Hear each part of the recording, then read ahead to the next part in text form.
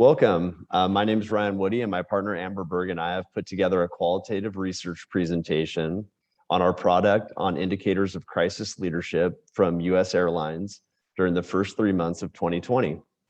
We focused our data analysis from newsroom posts on Delta, American, and United Airlines websites.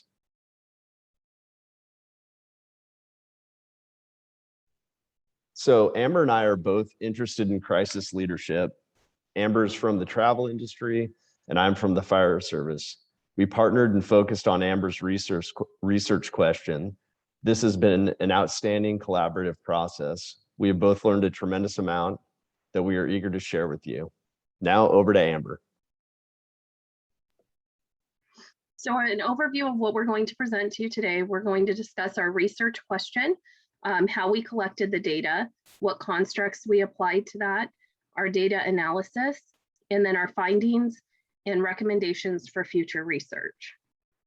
So the research question is, what indicators of crisis leadership can be identified in the major US airlines, American Airlines, United Airlines, and Delta Airlines, pandemic response by analyzing the newsroom pages on the airlines' websites from January 2020 through March of 2020?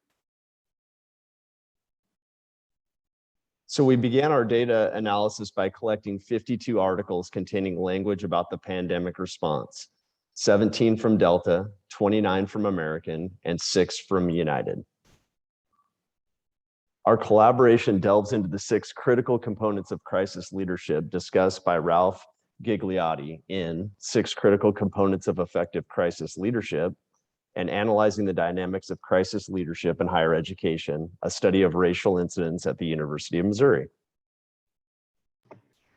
So the constructs we applied were the following 6 parent codes: the empathetic to customers, being prepared for a crisis, resilience under stress, transparency of policies, exhibits trustworthiness, and adaptability to change.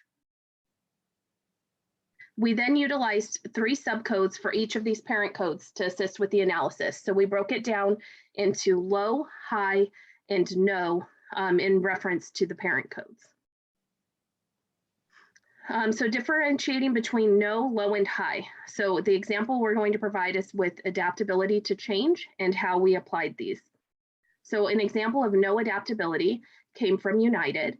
And the quote is, company undertakes no obligation to publicly update or revise any forward-looking statement.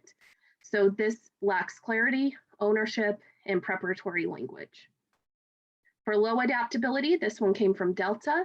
And the quote is, the airline will continue to monitor the situation closely and may make additional adjustments as the situation continues to evolve. Note that there will be adjustments, but no dates or specific details are provided. In the high adaptability example, this one's from American Airlines, and the quote is, American has extended its offer to waive change fees for customers who purchase tickets prior to March 1st for travel through May 31st. This one has specific dates, specific language, and direction. So Ryan and I used these examples or this idea to determine between the low, high, and no variations in those codes. So with the data analysis, we first analyzed data from the 3 airlines combined. The next few slides highlight what we found. So the parent code, empathetic to customers, and then the subcode, no, led to 6 responses, low 25, high 75, totaling 106. The next parent code is prepared for crisis, not prepared 1, low 9, high 27, and totaling 37. The parent code resilience under stress, this one had actually no lack of resiliency. Low was 8, high was 21, and total of 29. Transparency of policies, this is one of our bigger codes. There was no 0, low 20, and high 115 for a total of 135. Exhibits trustworthiness, the subcode no, 0, low 8, high 43, and total of 51. One of our other high codes, adaptability to change, was the parent code. The subcode, no adaptability 4 times, low 28, high 110, totaling 142.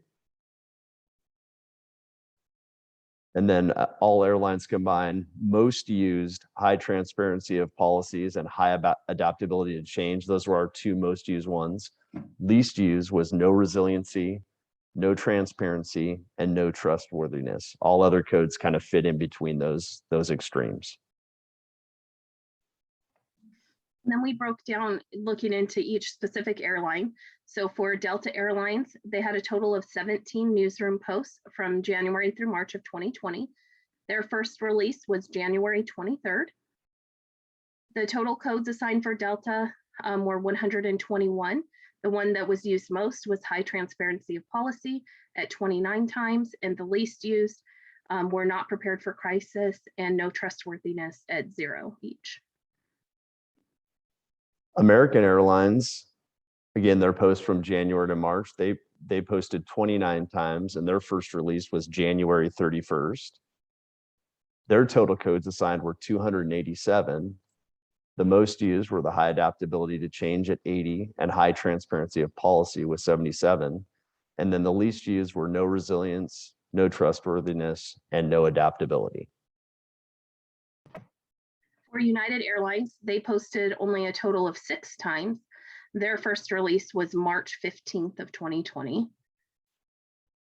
The total codes assigned for United were 80. The most used was exhibits high trustworthiness at 17, and the least used was not prepared for crisis, no resiliency, and no trustworthiness, which were all at 0 times. So our findings with this data analysis was that the 3 airlines took subtly different approaches to posting in their newsrooms during the given time period, and the most popular codes for each airline were slightly different. United posted 6 times, whereas Delta posted 17 and American 29. So United posted a lot less times than the other ones, and they also started posting later on in the time frame because they didn't post till March when the others started in January. The airlines each responded to the pandemic utilizing different language in their newsroom articles. The United's language was geared more towards their employees, whereas American and Delta were focused more on customer service. United posts were also directly from the CEOs, which gave a little bit more of a personal touch to their articles. Delta and American began addressing on their websites in January, and United didn't start until March. And one of the quotes from the article that we looked at said, "A quick response also provides a sense that the organization recognizes the severity and is in control of the situation." So that's one thing that could kind of go against United in a sense, is that they took a long time to address the situation. All right, so lastly, we have our recommendations for future research. So a longitudinal study of all newsroom posts prior, during, and after the crisis to determine leadership themes was one takeaway from us. A second one would be to examine the approach of internal versus external customer crisis leadership messaging for each airline. So particularly in that, it really struck us that United was much different for their internal customer service versus external, whereas American and Delta seem much more geared towards the external customer. And lastly, what crisis leadership principles, if any, were used to form the communication? So that's it for our presentation. We'd like to say thank you. We look forward to your feedback, and we'll see you later.